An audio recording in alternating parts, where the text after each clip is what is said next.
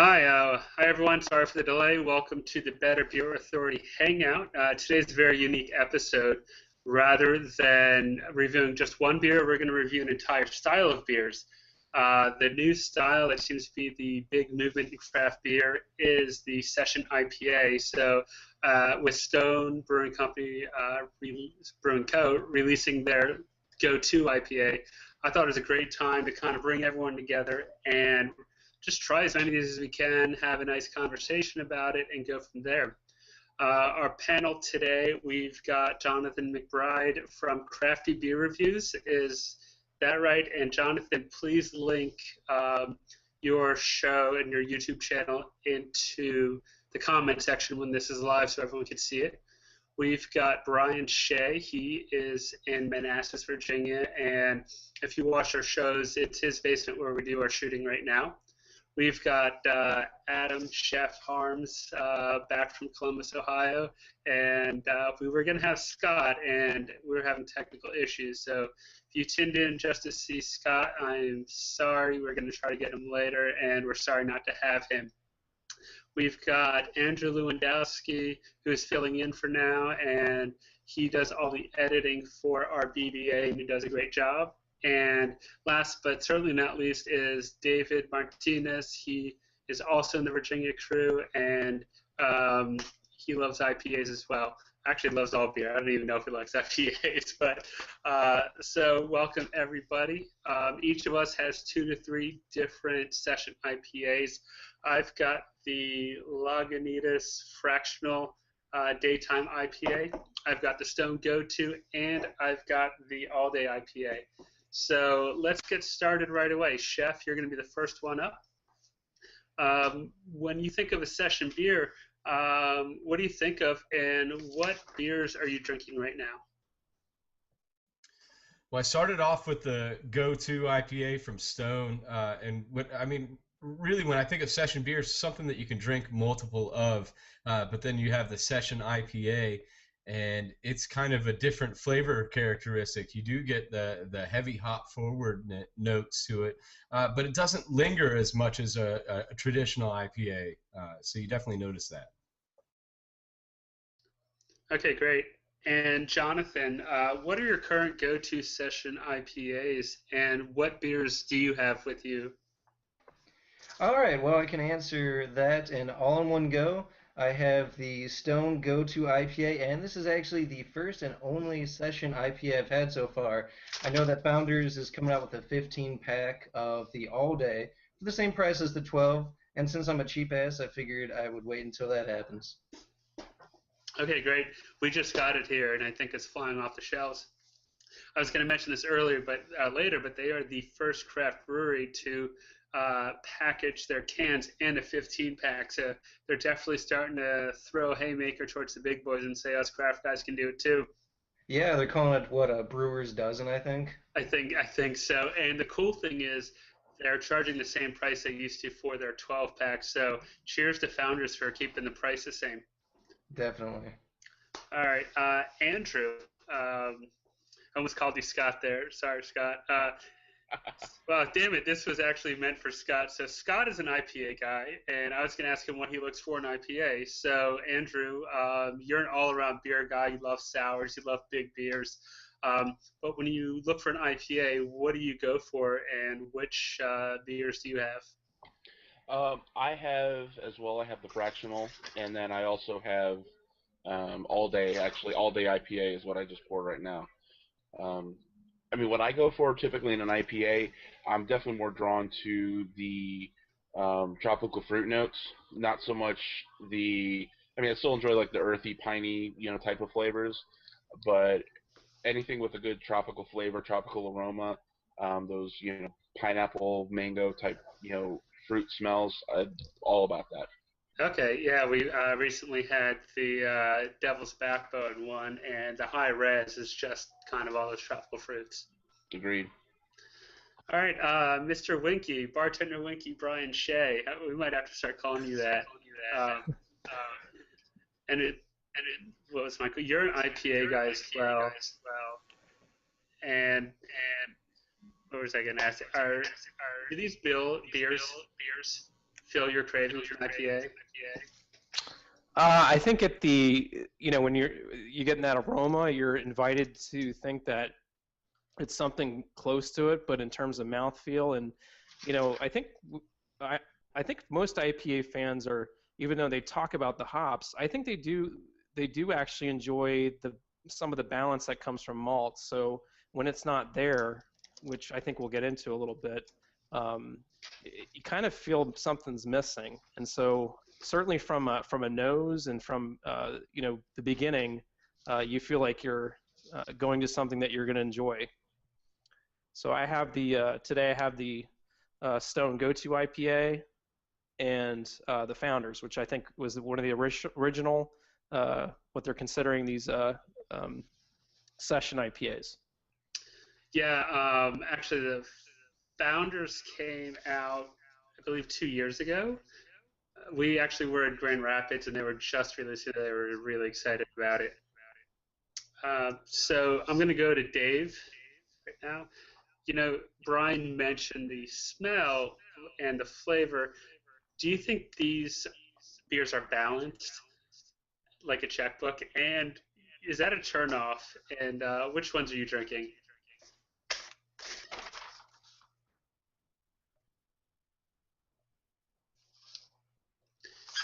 Dave, unmute yourself.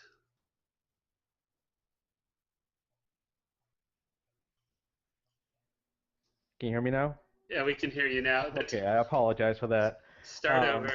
So the question is, are these beers balanced? And if not, is it a turnoff? And tell us what you're drinking. Okay, well, I'll start by what I'm drinking right now. I'm actually drinking a Bitter American by 21st Amendment. Okay. I think I'm the only one that's brought it up so far, so unless you have it as well. No, I think you're the only one. Maybe Andrew. Okay. As far as balance goes, surprisingly, I actually had a chance to try the Stone Go-To IPA as well as the All Day IPA by Founders and Bitter American, which is actually my go-to session IPA, or Session L in this case. And to be honest with you, it feels like some of them are not balanced. And I'll start by the one that I had last, which was the Stone Go-To IPA. And to me, I really just felt that it was just very, very just hoppy. I mean, there was no balance. There was no malt flavor to it. I mean, it smelled great, but once you start drinking it, it was just pure bitterness. Absolutely no balance on that particular beer. When I switched over to if I tried like the All Day IPA, I can sense there's a balance to that. That one is a lot softer as far as the hop taste, and you can definitely tell there's a malt flavor right behind it. To be quite frank with you, Bitter American is probably the one that I think is the most balanced out of all of them. I'm sitting here enjoying it, and this is the beer that I would really go to, and if I'm hanging around and just need to knock a few beers back, because I can get the flavor out of it, and still I can have enough that I'm not going to feel loopy after 3 or 4 of them. Yeah, I think that's the point of all of these, and with the Bitter American, you have that awesome space monkey on the can, and you can't go wrong with that. I think by default it should win. I mean, it does have the Space Monkey right there. It does have the best can design. That's true, yeah. All right, I'm going to head back to Chef now. You mentioned that you might have the Cigar City IPA as well. Are you drinking that? Yeah, I just switched actually. I don't know if you guys can see this can here, but that's a Cigar City Invasion. It's an American pale ale, but it's a sessionable pale ale too. Really, I just poured it. And it's really nice. Again, to tie in with David, I just finished off the Go-To IPA and then moved to this Invasion, and the Invasion is much more balanced.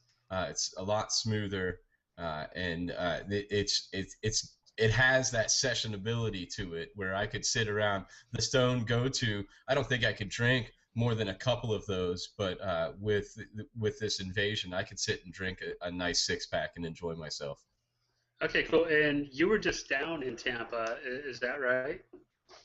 Yeah, I spent just this past weekend. I was down in Tampa. I did the Cigar City tour and just some amazing beers that are down just in Cigar City. All of their beers are award-winning beers right now. I mean, that's kind of their go-to statement. and they have so many beers that just never see anybody else's eyes other than the locals in Tampa. And that craft beer scene down there in the Tampa and St. Petersburg area is just really growing as well. Yeah, they've got some killer breweries down there. I mean, Cigar City is world class. Funky Buddha is down there. So definitely some great stuff coming from the Peanut State. So, Jonathan, I'm going back to you. I can't remember if you said that this is the first session IPA you've had? Or... Yeah, this is the first one I've had.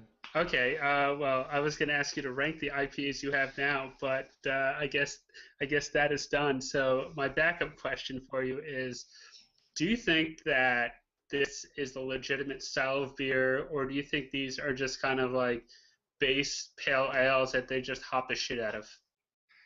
Good question, actually. I kind of think it's a marketing ploy. Maybe not the style, but the name. I mean, IPAs are hot right now. They're really selling. I mean, what's a red ale that's really hoppy? A red IPA. I mean, what's basically a lot of hoppy porters, hoppy stouts, black IPAs. I think IPAs sell. So I think it's that because to me, the Stone Go-To is really nice, but it reminds me of just a really, really hoppy, bitter pale ale. Got it. So, I mean, clearly it's marketing. Do you think this is a sustainable style of beer? I mean, obviously it's doing something because everyone's putting out an IPA right now. But do you think that this is a style that's here to stay? Yeah, I think it is. I mean, every time I've had a sip of this so far, I'm just thinking, wow, this would go great in the summertime, whenever it hits summer here in Ohio, maybe next year at some point. But I think it's a good style because you get a lot of flavor without a lot of alcohol. I've talked to people and it's like sometimes I just feel like having I always feel like having a beer, but I don't always feel like getting drunk. So I think it's perfect for that time. And Flying Dog actually has a session IPA coming out calling I think just called Easy IPA. Yeah, I mean, that's right in our backyard, so we'll keep an eye out for that. Scott, or I should call you Andrew by now, when you're craving hops and you want a hoppy beer, are you going to reach for one of these, or what are you going to do with something like this? Well, Scott is actually my middle name, so it actually kind of works out that way. Fair enough. I mean, right now I haven't had the daytime yet. I've only had this one, the all day, right now from Founders. I mean, if this is something that, if this is a style where if a lot of them are similar to this, because I did also have when we also had Go-To over the weekend, and I would certainly go for the all day IPA over the Go-To IPA. Like others have said, it's more flavorful. There's more balance to it. I mean, I could definitely see myself going for these more often.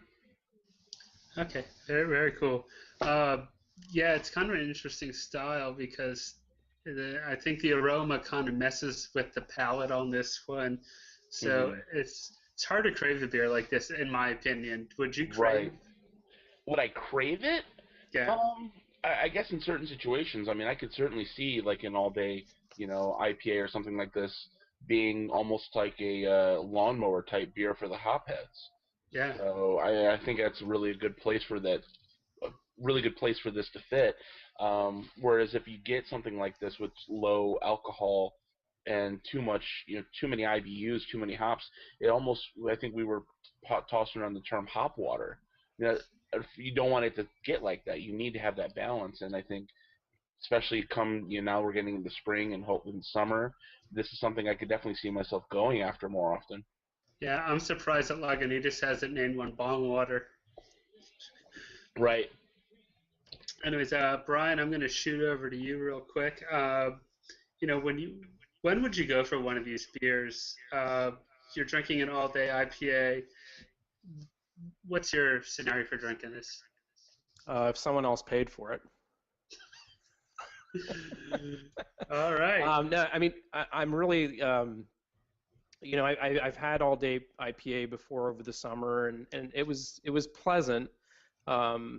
but I'm getting a little caught up, and if we talk about price point a little bit later, that's kind of where I'm struggling with this particular offering. I mean, I bought the Stone Go-To this weekend or last weekend for $10.99 for a six-pack, and you know, I'm trying to, like you said, what scenario would I find myself? And part of the price is bothering me. So if I want something that's hoppy, I'm just gonna have a Stone IPA. I love Stone products, but I don't know if I'm curious enough to go out and buy this again where it's at by the price just because I want hops.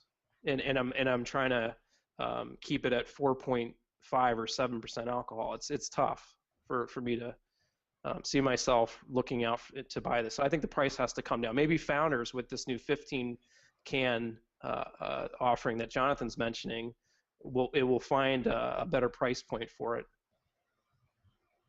Yeah, absolutely. That's a great point. That bang for your buck. I know James is not, and I want to give him a quick shout if he's watching, and his quick dirt bike, mountain bike followers. Is a perfect beer for them. But at 10, 11.99 a six pack, bang for your buck. Give me something with more octane. Give me something that it's going to make me feel a little better after two.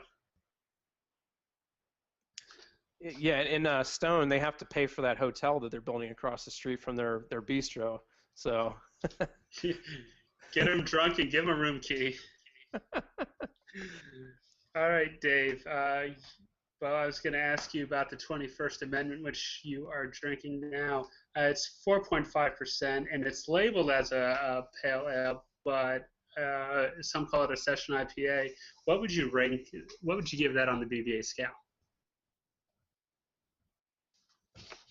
Hold on. All right, Dave. Sorry, start over. What would you rank the Bitter American on the BBA scale? Okay, if I was to give this a ranking, I will probably give it an 8. Quite frankly, I mean, I really do enjoy the beer, and it's something that I've had plenty before. And as I mentioned, this is something that I can easily sit on a campfire, drink a bunch of these, and I'll be happy. As far as a session ale, the one thing that kind of like what Brian was saying, um, it's one of those beers that is $10 for a six pack. So you want to get something that's a little bit more bang for your buck. So in my opinion, there are other beers that you can actually drink that are still considered, session ales that don't really call themselves session ale. For example, I would say Dale's Pale Ale is probably a good example, something that's a little bit cheaper too, and you can still enjoy. But at the end of the day, I mean, if you were to say, hey, would you recommend this to other people as, say this is a session ale in comparison to the other stuff that's available right now, then yes, I would definitely recommend it. Yeah. Okay, great. Yeah, these beers definitely have their place. Again, we're back to the price point. I saw a video, one of the brewers from Founders, I guess, in the brewing business, all these guys drink all the time. They're like, I love hops, and these beers have saved my life because I'm not drinking a 7% beer. I'm reaching for 4.5% beer. So they obviously have their place for people who want to drink all the time, but or have to drink all the time for their job, but don't really want to get drunk all that time. So that's great. I'm going to shoot back over to Chef. These beers are meant for drinking all day, and let's say you're at a barbecue, whatever. Would you pair these beers with anything, or what food would you have with these? I think the nice thing about each of these individual beers, I mean, I like the style, but each beer, because of the IPA, they have a distinct flavor characteristic, so they could pair very well with a lot of different things. I mean, I think, when I had the Stone Go-To, I mean, it had like a nice hot citrus kind of hot forwardness that would go with like a grilled fish or something like that.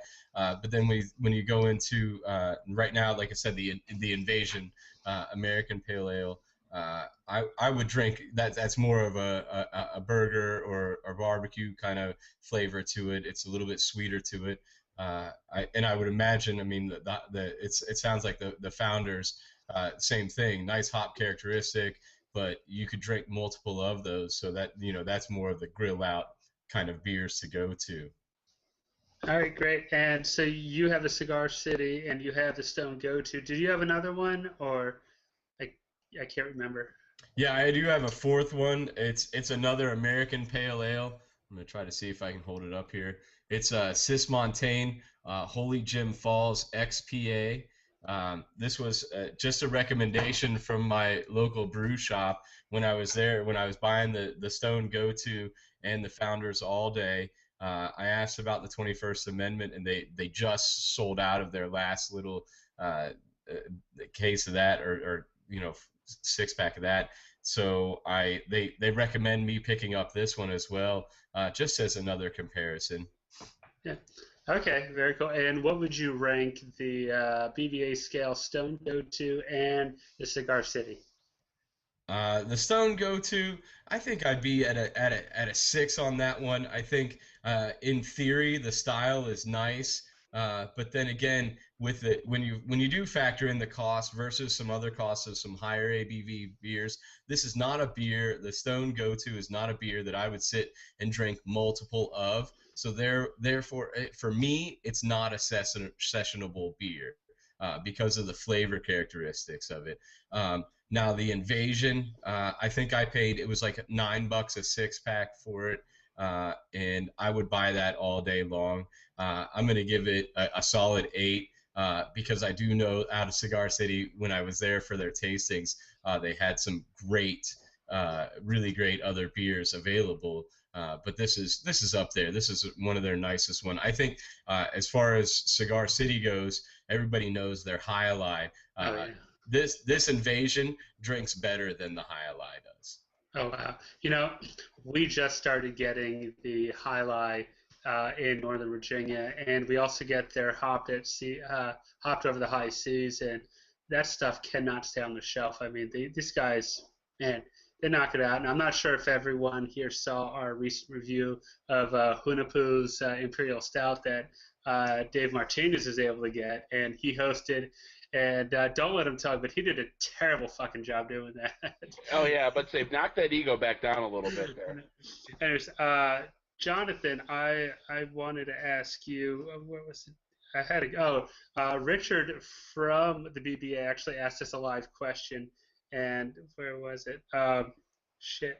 He wanted to know, is this a reverse arms race? You know, it seemed like in the craft industry, you were getting the bigger, more hoppy, higher ABV. It was like, who can come, who's got the biggest schlong out there, right?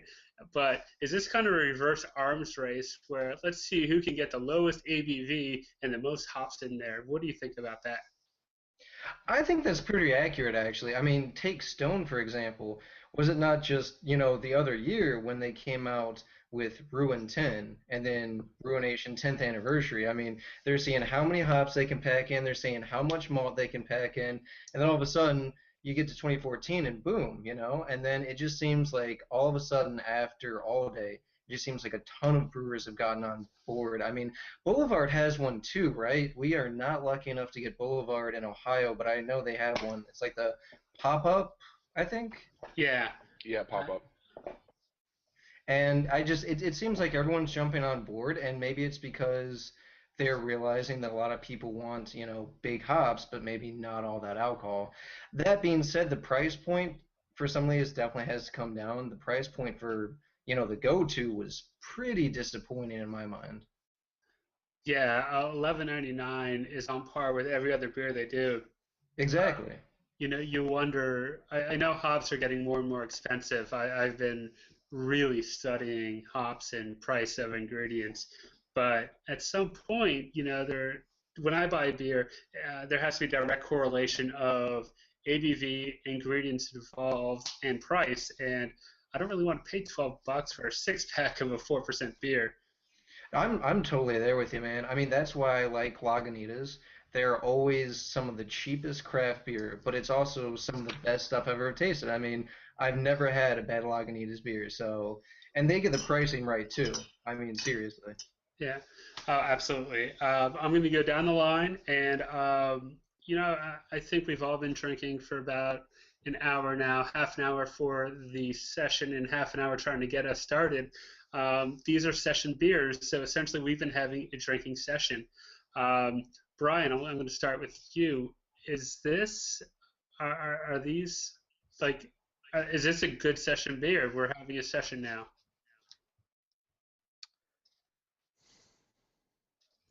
I think it depends on what the goal is. Is it are we do we have to go drive somewhere after this? I mean, to me, it's I mean, I think of if we're talking about us hanging around for a good hour or two, and um, I would still look for something else in the fridge. But if it's something like a rock concert, or like sometimes we talk about session all day type things, then I'm I'm I would agree with you that this is something that I would say, yeah, this is definitely a sessionable occasion for that. Yeah. Okay. Great. I don't know if I answered your question, but I think you did. You kind of put a situation out there. And based on that, Andrew, if you go to concerts, I know you just went to Ohio and saw Red, White, and Blue. Summer concert season is just around the corner. Would you drink these beers at a concert? What is your place for this type of beer? I mean, I could certainly see it as at a concert, without a doubt. I mean, especially in that summer setting. We've got the pavilion out here, and not too far from here, where I mean that would be a perfect setting for something like this.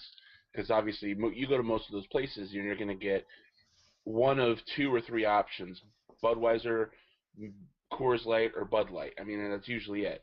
If they had something like this, it would be solid because you could go and have a few and not have to wreck the rest of the evening. By the time the headliner's there, you'd be sick. Yeah, you're So I mean, definitely yeah, definitely remembering it. All right, looks like we got another question from the. I just gotta say one quick thing here because my wife who works behind the scenes with us on BBA, I had to hand her my glass here real quick of all day IPA. She is not an IPA drinker, hates anything I give her with hops. She's like, that's nice. It's got like a floral note on it, and I'm like, bingo. So I think it'd be good for a good wide range of people. Yeah, okay, great. That's a great example of who this is for. Um, so, Dave Martinez, get yourself off mute for a second. We got a question from the audience.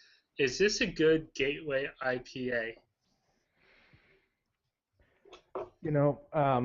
What's funny about something like that is because my first pale ale was Sierra Nevada.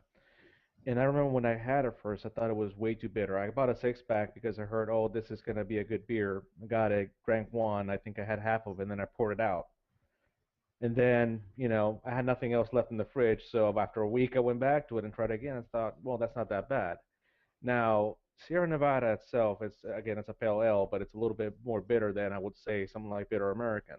So in my opinion, Bitter American would actually be a really good, gateway IPA or session ale or something that you can start into and then you can say to yourself, oh, let's see what else is available there that can give me something like this, but probably a little bit a step up in this case. So in my opinion, yes, it will be a really good start point. Yeah, okay, great. Chef, I'm going to continue the question to you. Actually, the Beer Czar on Twitter, thank you for asking us this live question. His question was, do you think this is a good gateway beer, in which Dave answered. And his comment was the next step from Sierra Nevada and Fat Tire, which Dave mentioned, but do you think, when you're like, okay, you start off drinking Budweiser, Natural Light, you might go to Fat Tire, and then is this the next step, or is there something like, what would the progress be of going from BMC, Joby, to craft beer nerd, all of us here? I think that these are in line with it. I think the Stone going back to it. I think they try a little bit too hard on again packing in those hops in a low ABV beer. I did now switch to Founders All Day IPA. So getting a little bit of the gambit right now. But the Founders All Day IPA, it's a great beer. It's not heavy. It's not, you can definitely tell it's not a 7 or 8% beer or 9% beer. You could drink multiple of them for the BMC douchebags, but you can enjoy the flavor of it, and it's not overly bitter or anything like that. I mean, it's like drinking good wine. If you have people that don't drink wine, it's the same thing. They taste it, the first thing they get is a bitterness. Once you get past that bitterness and you start recognizing those real true flavors, what is that bitterness? And what type of bitterness is it? Is it a citrus bitterness or is it a floral bitterness? I think that this gives the opportunity for people to do that and take bigger sips doing that. I think they're kind of scared and kind of veer away from those 7 to 8% beers because you can only have one of those before you start feeling it. Yeah. Okay. Great. Well, we're about out of time, so let's do a quick wrap up here. Chef, you gave us a rating. Brian, did you give us a rating? No, I haven't, and I've had the Stone Go-To IPA and the Founders all day. I give them both sixes. Okay, great. And Andrew, you have not given us a rating, and give us a rating, and just final thoughts. Okay. Like I said, I think there are proper time and places for these types of beers, these session IPAs. For a larger setting, and I think if done right, can be really, really enjoyable. So I'm almost done with Daytime Fractional from Lagunitas, and I think this one I would probably give a 7. It's not bad, but I would actually give All Day IPA more of an 8 because that was, for the style that it was very enjoyable, and I could see that as a really good go-to type, beer that I would have, when all else fails, but still have something enjoyable and, get a lot of good flavor and balance out of it. Yeah, now that you get a 15-pack and take that to Wolf Trap. Bingo. Yeah, or better yet, on a tuna fishing expedition. All right, so Dave, your final thoughts. I think you gave us a rating here. What are your feelings about this session beers? Okay. So yes, you got my rating. I gave it an 8. And session ales, I mean, they should probably drop the whole session IPA thing because, again, I think it's a marketing ploy. But at the end of the day, I mean, it's still a decent beer to drink. This is something that I can sit around, drink enough, and not make a fool out of myself after a certain point if I really wanted to. And it's a good style, and it's a style that I'll certainly be seeking out, especially with summer just starting up. Okay, great. And Jonathan, last but not least, you do your beer review talk show, the Crafty Beer Reivews. Would you do one of these shows, and how do you think it would go over with the beer tubers out there? And what are your final impressions of the style of beer? Well, first off, guys, I just want to say this has been a blast, a lot of fun. I would definitely do it again. So I would say to other beer tubers, if you guys get the invite, do it for sure.